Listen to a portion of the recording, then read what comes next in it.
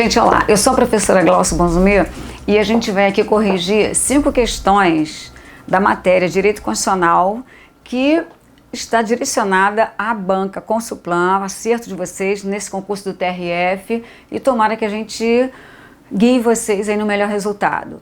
A primeira questão que a gente escolheu para abordar vem fazendo referência aos tribunais regionais federais.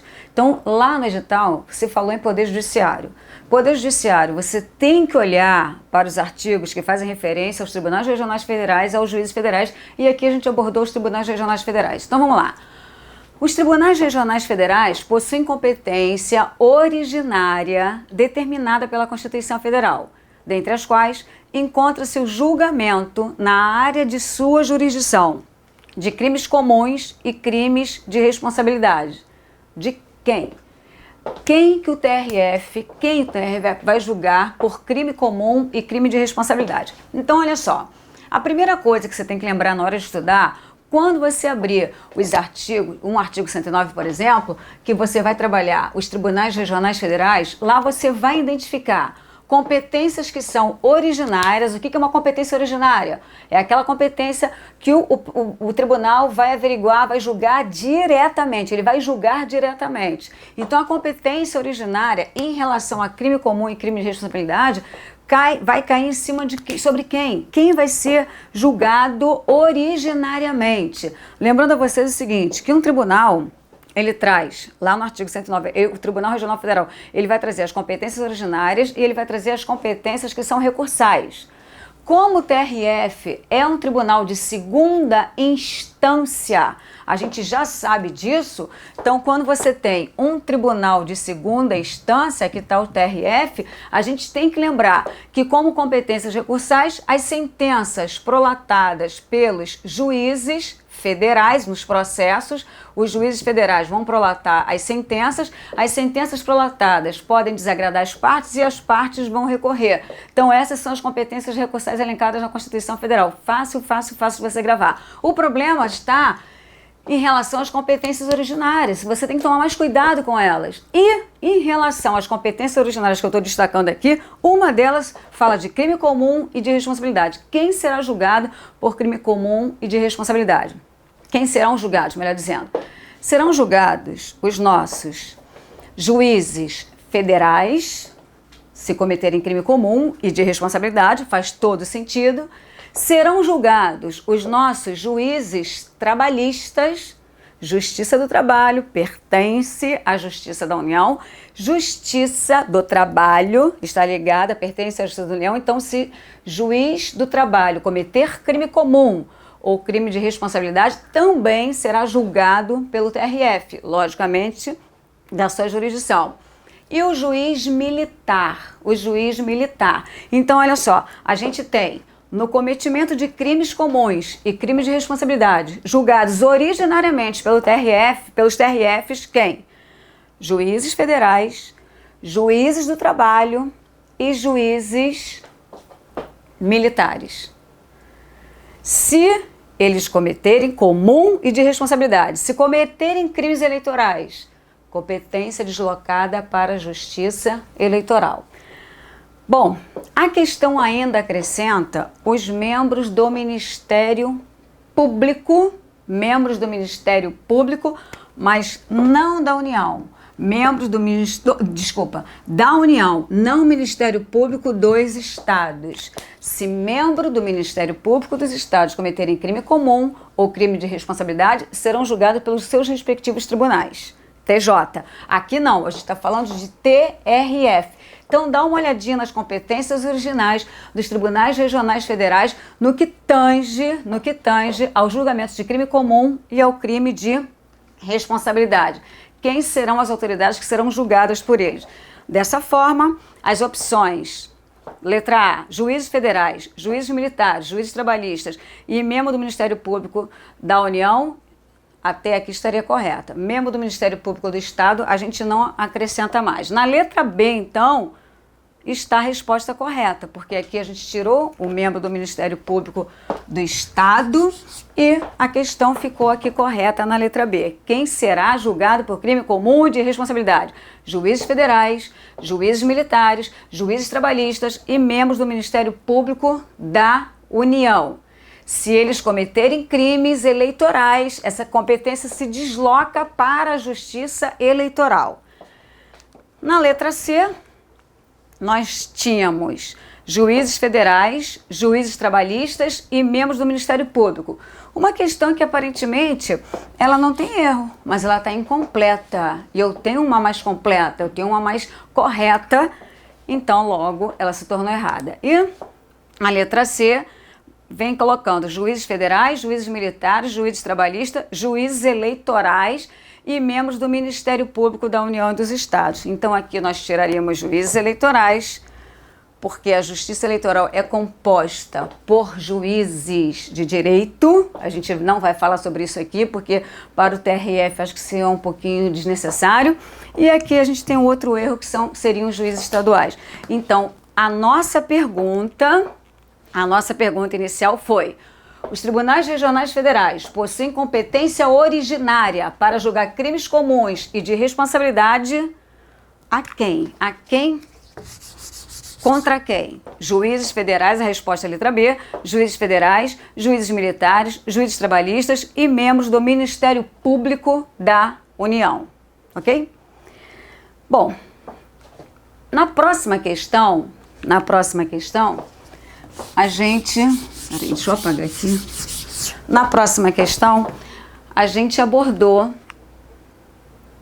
o poder executivo, que é uma outra parte do edital. Então, olha só, Severino, né, brasileiro, Severino da Silva Pereira, ele foi eleito presidente da República juntamente com o vice em 2015. Se aplicarmos os mandamentos previstos na Constituição Federal, na Constituição da República Federativa do Brasil, o que a gente tem? Então, aqui foram selecionados alguns prazos que recaem sobre a estruturação, sobre a organização do Poder Executivo no Brasil.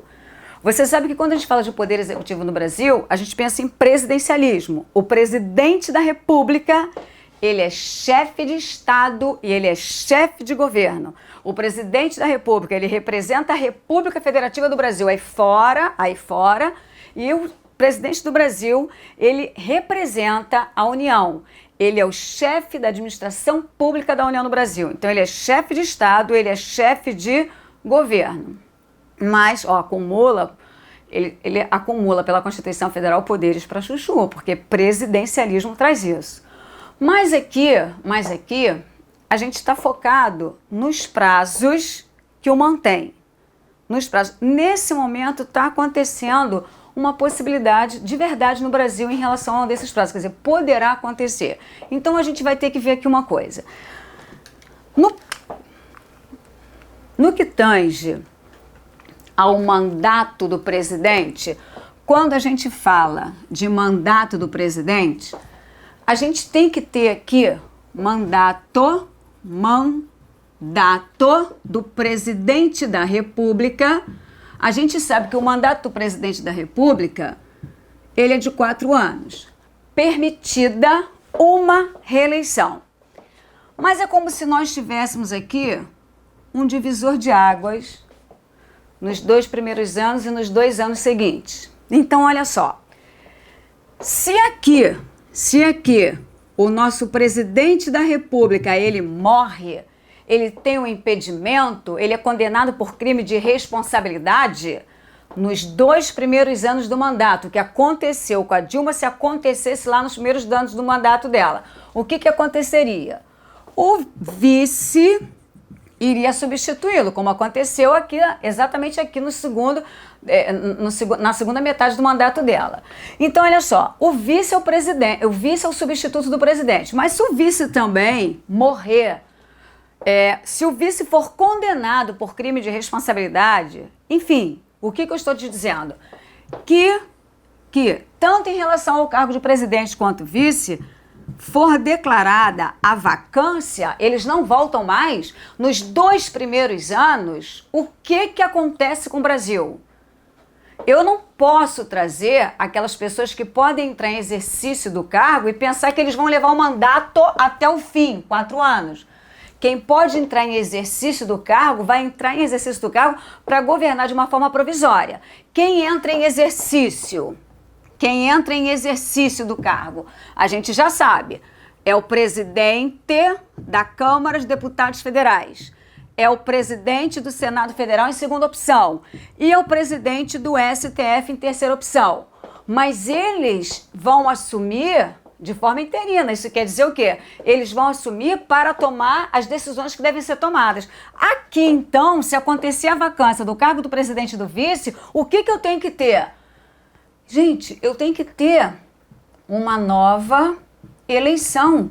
Eu tenho que trazer novos candidatos, eu tenho que trazer o prazo eleitoral de inscrição, eu tenho que trazer prazo eleitoral para apuração. Toda a estrutura que a gente viu, eu tenho que ter uma nova eleição, porque ainda falta muito tempo para acabar. Isso aconteceu nos 2 primeiros anos do mandato. Então, essa nova eleição tem que ter um prazo razoável. 90 dias para que esses caras aqui possam promover isso no Brasil. Isso se acontecer a vacância nos 2 primeiros anos. Se essa vacância do cargo do presidente, porque eu tenho que ter a vacância dos 2, e do cargo do vice, ela acontecer após esse prazo, quer dizer, depois de 2 anos, exatamente o que o Brasil está vivendo agora. A Dilma saiu, o Temer poderá sair, quer dizer, na teoria, né, ele poderá sair. O que vai acontecer com o Brasil? Vacância. E nessa situação, eles vão assumir, eles poderão assumir, mas poderão assumir para tomar uma decisão importante. Que decisão é essa?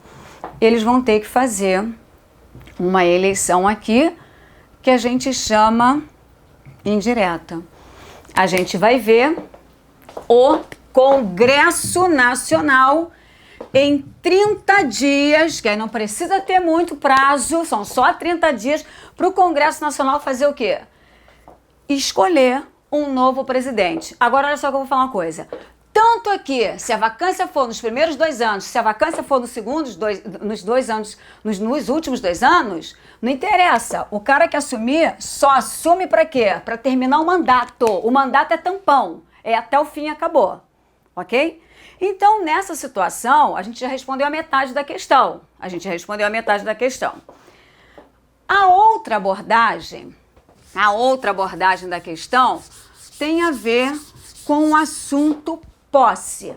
A posse é uma formalidade exigida, né? Posse no Congresso Nacional, pompas, né? Festividade, é uma formalidade exigida para que o presidente da República possa fazer o quê? Assinar os papéis, assumir o cargo dele. Então, olha só, a gente tem que lembrar o seguinte: presidente e vice, eles têm um caminho a fazer, E esse caminho é o seguinte, mais ou menos assim, ó. A gente tem aqui a inscrição deles junto à Justiça Eleitoral, que no caso aqui é o TSE. Depois, a gente vai ter a eleição. Quando que é a eleição de presidente? Está lá na Constituição Federal, Jesus. Já caiu numa prova e eu não acreditei. A eleição do presidente é no primeiro domingo de outubro. Primeiro turno. Vai ser no primeiro domingo de outubro. E ele vai ser eleito aqui por maioria absoluta. Caso isso não aconteça, ele vai para o último domingo de outubro. Daí a gente não tem mais todos os candidatos, a gente só tem os 2 candidatos mais votados. E aqui a disputa entre os dois, quem leva? Simplesmente quem leva? Quem venceu, Jesus? Quem venceu? Então aqui a gente vai ter a chamada maioria relativa ao maioria simples. Então quem vencer, venceu. Bom, depois da eleição, a gente tem uma outra fase chamada apuração, que a justiça vai averiguar se foi tudo certinho. Depois a gente vai ter a diplomação. A diplomação é uma coisa muito interessante. As pessoas falam aí que tem alguns presidentes que não receberam diplomas. Tá errado, hein? Porque, olha só, a Justiça Eleitoral, ela dá o diploma. O cara é presidente da República Federativa do Brasil. Ele é diplomado. É o reconhecimento oficial que o sujeito passou por tudo isso aqui e venceu. Tem a diplomação. Mas eu preciso de um elemento, do último elemento, que é a posse. A posse, que vai trazer o efetivo exercício. É o momento que ele pode assinar a papelada toda, que ele assina um papel, que ele coloca o ministério para cá, ele faz aquela confusão toda. Então, olha só, quando é a posse? Quando é a posse de um presidente da República junto com seu vice? A gente já está acostumado a ver isso aí.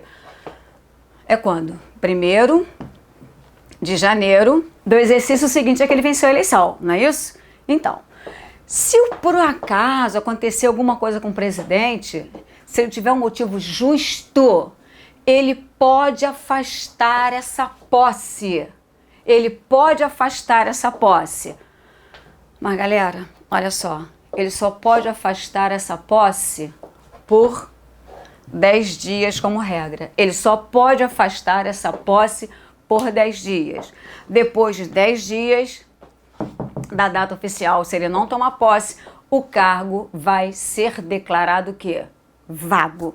De novo, a gente vai ver o fenômeno da vacância.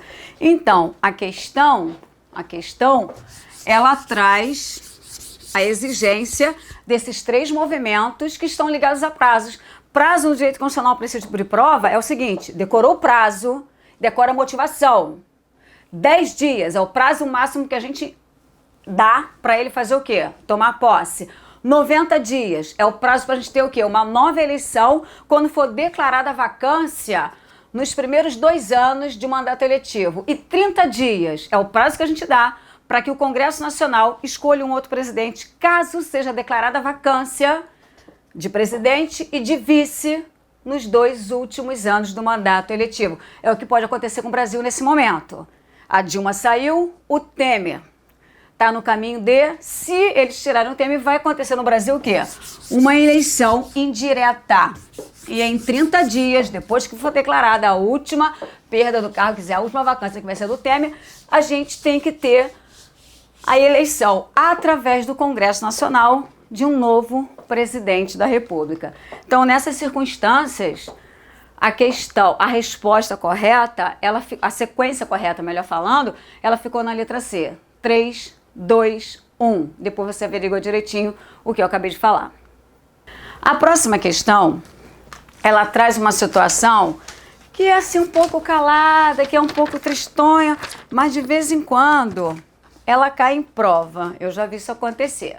Então, olha só, a gente vem agora falando do poder legislativo. Gente, o poder legislativo, pelo amor de Deus, né, ele é representado no Brasil pelo Congresso Nacional. Só que na hora do exercício, esse exercício ele é bicameral. Então significa dizer o quê? Que o Congresso Nacional, ele trabalha com duas casas. A Câmara de Deputados Federais e o Senado Federal. Então, na hora de trabalhar os projetos de leis, dificilmente eles se reúnem conjuntamente. A lei é aprovada no Senado ou na Câmara e depois passa para outra casa que a gente chama de casa revisora. E assim vai.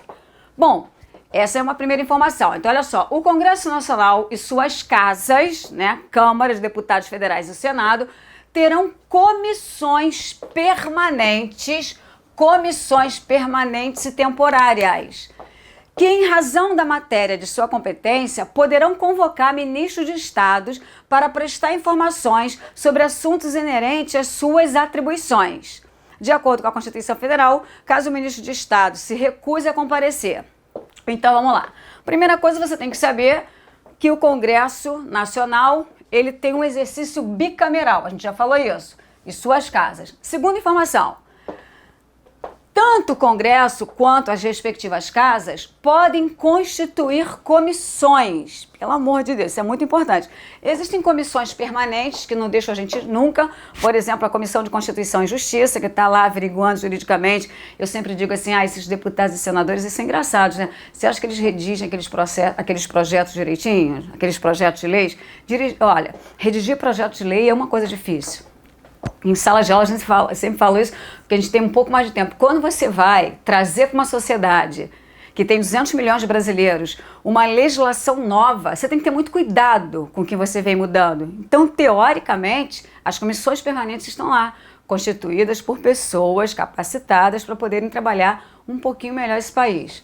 E as comissões, além das permanentes, elas também podem ser comissões temporárias.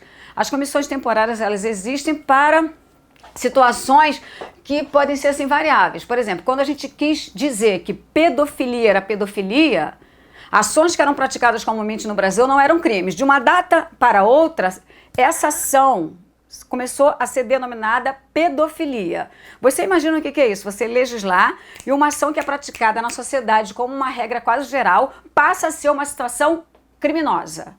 Então você tem que ter muito cuidado. Então essas comissões temporárias, às vezes elas são constituídas para você ouvir especialistas, aí vem as pessoas que sofreram certas violências, vem as pessoas que estudam a estrutura psicológica, a estrutura psiquiátrica dessas pessoas, vem os estudiosos, né, os doutores da UFRJ, enfim, vem os doutores do direito, vêm conversar para se poder, né, trazer uma lei o mais perfeita possível para a sociedade brasileira. Esse é o objetivo. Então essas comissões são temporárias também. A comissão temporária mais famosinha que todo mundo conhece aí é uma CPI. Todo fala comissão parlamentar de inquérito, todo mundo já sabe o que é uma comissão temporária. Então, olha só, não importa se a comissão é permanente ou se a comissão é temporária, as comissões elas vão dar suporte jurídico para a atuação do Poder Legislativo. E, logicamente, ela precisa, às vezes, ouvir pessoas. Imagina uma comissão parlamentar de inquérito.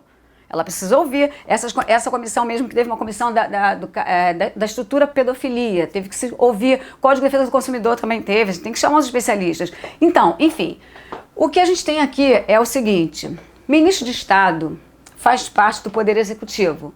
Então, quando você pensar em Poder Executivo, você vai pensar em presidente, em vice e em ministro de Estados. E eles têm o dever de informar a nação o que eles estão fazendo. Então, quando há uma convocação do Poder Legislativo, ministro de Estado e do Executivo deve comparecer ao Poder Legislativo para responder os questionamentos, para esclarecer o que precisa ser esclarecido. Caso ele se negue a prestar essas informações no prazo de 30 dias, depois de convocado, ele vai ter o prazo de 30 dias para comparecer. Caso ele não compareça, o que vai acontecer com o ministro? Ele deixou de cumprir a lei. E não é qualquer lei, não. Ele deixou de cumprir um comando que é constitucional. Toda vez que a gente pensar assim, não cumpriu aquilo que estava na lei, um ministro de Estado, um agente dessa natureza, se não cumpriu o que estava na lei, incorre em crime de responsabilidade. Essa é a resposta que a gente precisa achar aqui. Então, quando você olha para a letra A, você vê, incorrerá em crime de desobediência, a ausência sem justificação adequada. Não. Incorrerá em crime comum a ausência de justificação. Incorrerá em crime de quê? De responsabilidade, ausência sem justificação adequada. Então a nossa resposta, ela ficou na letra A. Quando esse ministro, ele não comparece depois de convocado a uma comissão, ou ela pode ser uma comissão permanente, ela pode ser uma comissão temporária, se ele não comparece após o prazo de 30 dias, ele incorre em crime de responsabilidade, ok?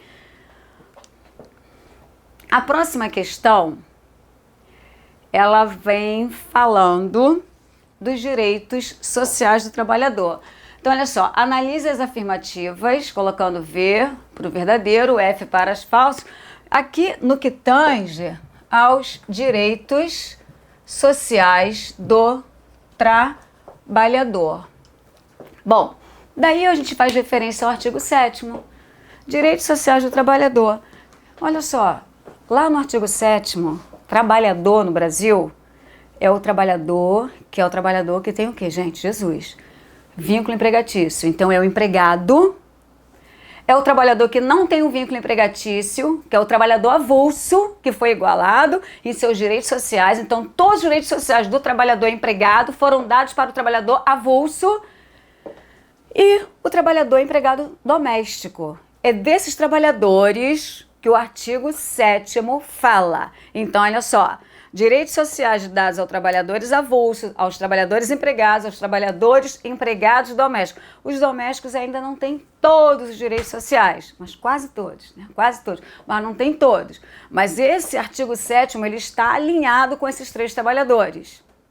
Pra gente, no direito previdenciário, a gente tem trabalhadores assim de, sabe, de N origens, mas aqui não. Aqui o artigo 7º, ele vem dando os direitos sociais para empregado, vou repetir, trabalhador avulso que se igualou ao empregado e o doméstico. Então, olha só, vamos lá. Transporte foi o último direito social a ingressar no rol dos direitos sociais constitucionais. Isso é verdade. O transporte, ele está colocado lá para gente, no artigo 6º, e ele vem colocado como os direitos sociais não só para o trabalhador. Aqui não é só para o trabalhador. São aqueles direitos sociais que eu sempre falo assim, dá uma olhadinha nesses direitos sociais e faz um holograma com a palavra felicidade. Felicidade. Se nós brasileiros tivéssemos todos aqueles direitos sociais que perpassa por proteção à infância, que perpassa hoje pelo trabalho, perpassa pelo transporte, perpassa por moradia, por lazer. Gente, é uma gama. Por previdência, que eles não querem deixar as pessoas se aposentarem, por previdência. Enfim, educação, saúde. Se nós brasileiros, todos nós, tivéssemos aqueles direitos sociais que são colocados para todas as pessoas no artigo 6º, nós teríamos essa palavra aqui no Brasil, paraíso, felicidade. Então, para cada letrinha dessa, você coloca tipo L, lazer, educação e dá certinho. Tenta encaixar tudo, coloca isso na sua mente, dá uma decoradinha nesse artigo, que esses são os direitos sociais para todas as pessoas no Brasil. Diferente do artigo 7º, que só tem direitos sociais para quem? Para o trabalhador, para o trabalhador. Então, transporte foi o último direito social a ingressar no rol dos direitos sociais constitucionais? Foi, né? Transporte digno é a melhor coisa que tem. Ser massacrado no transporte coletivo para começar a trabalhar de manhã já é uma coisa, nossa senhora, estressante na vida de qualquer um. Então é um direito social. Participação nos lucros ou resultados desvinculada da remuneração e excepcionalmente participação na gestão da empresa conforme definido em lei. Então, olha só para lembrar vocês, a PL, ela realmente é desvinculada da remuneração. Cuidado com isso em prova, porque na prática as coisas não são assim. Então, em qualquer empresa, do executivo ao faxineiro, quando se fala em PL, a PL deveria ser igual para todos eles? Deveria, porque está escrito aqui, olha, ela é desvinculada da remuneração. O valor deveria ser igual. Ah, mas na prática não é. Não, na prática não é. Por que eles na prática não funciona? Porque eles usam o segundo pedacinho, olha. E excepcionalmente, hora ou outra, eles vão dar PL de acordo com a participação na gestão da empresa. Por isso que, excepcionalmente, o que você vê? Um executivo da empresa ganhando uma PL X e o faxineiro ganhando uma PL menos 3X. Porque eles aplicam a exceção. Porque qual é a regra? A PL, ela é desvinculada do quê? Da remuneração, mas excepcionalmente ela é paga em relação à gestão do trabalhador na empresa. Daí você vê essas distorções. Então, aqui está correto também. Salário família, que é um benefício previdenciário. Para quem vai fazer essa prova tem que saber isso, mas ele está colocado também na Constituição Federal, não com os detalhes do direito previdenciário, mas o salário família para quem tem filhos. Para quem tem filhinho, tem um filhinho, ganha o quê? Um salário família. Então, o salário família, ele é pago em razão do dependente do trabalhador de baixa renda. É verdade. Salário família é BR. BR aqui não é de Brasil. BR aqui é de baixa renda. Quando você pensar em salário família, todo trabalhador que tem filhos até 14 anos recebe salário família? Não! Só quem é o quê? BR, de baixa renda. Tá correto isso. E último, igualdade de direitos entre o trabalhador com vínculo empregatício, que é o nosso trabalhador empregado, e o nosso trabalhador avulso, que a gente afirma na Constituição Federal, não vou explicar isso aqui nesse momento, que ele não tem vínculo empregatício. E está correto isso também, por isso que eu falei para vocês. Todos os direitos sociais do trabalhador colocados lá no artigo 7º, eles foram dados ao trabalhador avulso a partir de 1988. Isso aqui está correto também. Então, a sequência correta se encontra na opção, todas verdadeiras. Peraí, deixa eu apagar aqui. Se encontra na opção A. Todas as assertivas, elas são verdadeiras, ok? Vamos conferir aqui. 19, letra A. Ok. A 20 agora. Questão número 20. A questão número 20, ela vai jogar a gente lá no artigo 5º. Então, na verdade, são vários assuntos. A gente vai ter aqui A, B, C e D, cada uma falando de um assunto. O artigo 5º, ele é um artigo importante ainda. É um artigo que eu digo assim, que é tipo ABCD, você tem que saber isso. Não tem como estudar direito constitucional sem saber o artigo 5º, ele é badaladinho. Quer dizer, já foi mais, hoje menos, mas é beabá, tem que saber. Grande pra chuchu. Ok. Sobre os direitos individuais e coletivos e nacionalidade previsto na Constituição da República Federativa do Brasil, marque a alternativa incorreta. A incorreta. Na letra A, o que a gente tem? Nenhuma pena passará da figura... Como é que é? Nenhuma pena passará da pessoa do condenado, podendo a obrigação de reparar o dano e a decretação de perdimento de bens ser, nos termos da lei, estendida aos sucessores e contra ele executadas, até o limite do valor do patrimônio transferido. A questão, ela está correta. Por que ela está correta? Porque, olha só, aqui a gente tem que pensar o seguinte: quem é que vai pagar pelo crime que cometeu? Quem é que paga pelo crime que cometeu? O criminoso, né? O criminoso é que tem que pagar pelo crime que cometeu. Muito bem. Essa é a regra. A pena não passará da pessoa do condenado. Então, se eu cometo um crime, minha família não tem nada a ver com isso. As pessoas estão preservadas. Meus alunos não têm nada a ver com isso. Eu que tenho que pagar pelo crime. Agora, olha só. Se a gente tem aqui uma exceção, ela tá, quer dizer, duas exceções, ela está correta. Porque ele falou aqui, ó, podendo a obrigação de reparar o dano, e perda de bens, que são duas penas, serem aplicadas, serem estendidas contra quem? Os sucessores. A gente está vendo aí algumas esposas de algumas pessoas que estão condenadas, estão quase condenadas, quer dizer, estão sendo processadas, serão condenadas se Deus quiser, e as esposas estão falando que, nossa, eu não sei de nada, mas olha só, cadê o patrimônio, o dinheiro todo que você gastou e que não veio da sua origem de trabalho, e que veio da origem de trabalho criminosa do seu marido? Ela pode não ser presa, mas deve ser decretado o quê? Perdimento de bens para ela, tem que devolver. Que isso, gente? Assim é fácil, né? Então, quando você pensa nessa estrutura aqui, você tem que pensar que, como regra, a pena não passa da figura do condenado. E o condenado pode ser o executor, pode ser o mandante. E os sucessores podem responder? Podem responder, sim.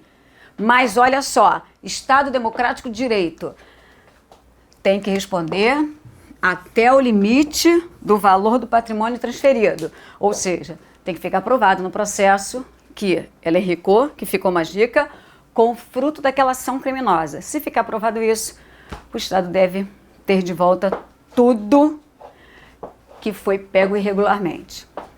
Então, aqui está correta. Na letra B, deixa eu apagar aqui a situação, vem falando assim: os tratados e convenções internacionais sobre direitos humanos que forem aprovados em cada casa do Congresso Nacional em 2 turnos por 3/5 dos votos dos respectivos membros serão equivalentes a emendas constitucionais. Isso também está correto. O Brasil, ele já ele faz parte de várias organizações internacionais. O Brasil, ele assina vários acordos internacionais e toda vez que ele assina algum acordo internacional sobre direitos humanos, a gente tem que ficar muito atento em relação a isso. Quem vai fazer prova pro TRF tem que ficar muito mais atento, porque os juízes federais, eles podem trabalhar crime relacionados a direitos humanos, mas isso eu vou falar numa outra oportunidade, não agora. Mas aqui o que eu quero falar? Eu quero falar para vocês o seguinte, que esses tratados e convenções, se forem relacionados a direitos humanos, para dar efetividade à estrutura que o Brasil assinou lá fora, o que a gente faz? A gente traz esses tratados e eles vão traz aqui para o Brasil e eles vão ter força de quê? De emenda constitucional. Eles virarão, olha só que legal, cara, eles ingressarão no nosso ordenamento jurídico através de emenda constitucional. E tem que ter a estrutura para isso. Qual é a estrutura? Que a gente tem no processo legislativo numa emenda constitucional. Ele tem que trabalhar da seguinte forma, tem que ser aprovado por 3/5, uma emenda constitucional, e aprovada nas duas casas. Daí, aquele acordo, aquele tratado, aquela convenção, virou o quê? A nossa estrutura jurídica, e tem que ser trabalhada dessa forma, para honrar os nossos acordos que a gente faz lá fora.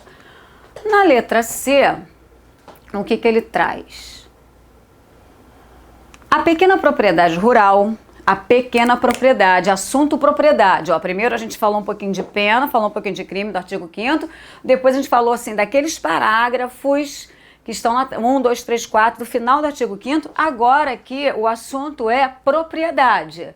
De vez em quando o Consulclam bota o assunto propriedade em prova, sobre vários aspectos, do artigo 5º, propriedade. Então, olha só, a pequena propriedade rural, assim definida em lei, desde que trabalhada pela família, não será objeto de penhora para pagamento de débitos decorrentes da sua atividade produtiva, dispondo a lei sobre os meios de financiar o seu desenvolvimento. Isso é uma pequena produção que a gente concede, que a Constituição concedeu a quem? A pequena propriedade rural, porque você tem que lembrar que quando você fala de pequena propriedade rural, de que você está falando?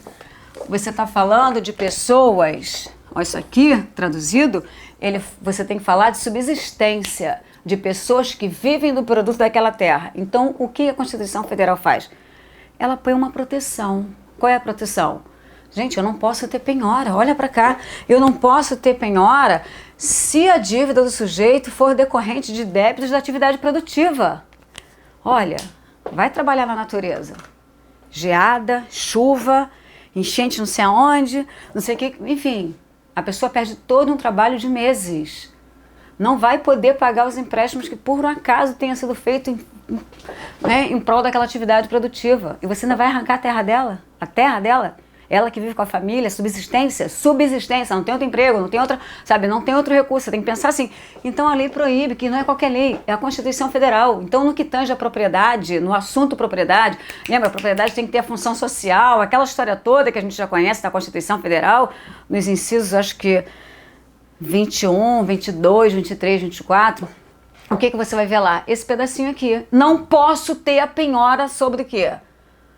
Sobre aquela terra, tadinha, que dá a subsistência a uma família. Então, a questão também está correta.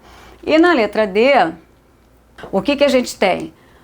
A gente tem o seguinte: será declarada a perda da nacionalidade do brasileiro naturalizado que adquiriu outra nacionalidade, mesmo que motivado pelo reconhecimento de nacionalidade originária por lei estrangeira. Ó, essa a gente está procurando a questão incorreta. Então, olha só, será declarada a perda da nacionalidade do brasileiro naturalizado, e aqui eu poderia estar escrito ó, naturalizado, ou poderia estar escrito também o quê? Nato, que adquirir outra nacionalidade. Até aqui eu poderia vir bem. Então, qual é a regra? A regra é que a gente pode optar, né? Então, qual é a regra? Se você fizer opção individual, você nato ou naturalizado, fizer a opção individual por outra nacionalidade, o que o Brasil faz com a sua nacionalidade? Ele vai simplesmente declarar o quê? A perda dessa nacionalidade. Ponto. A gente pararia por aqui. O problema é que ele colocou aqui, mesmo motivado pelo reconhecimento de nacionalidade originária de lei estrangeira. Aqui tá errado. Aqui tá errado, porque olha só, a regra, ela é clara. E qual é a regra que a gente tem? Qual é a regra que a gente tem? É a seguinte: quando a gente declara, quando a gente olha para nacionalidade,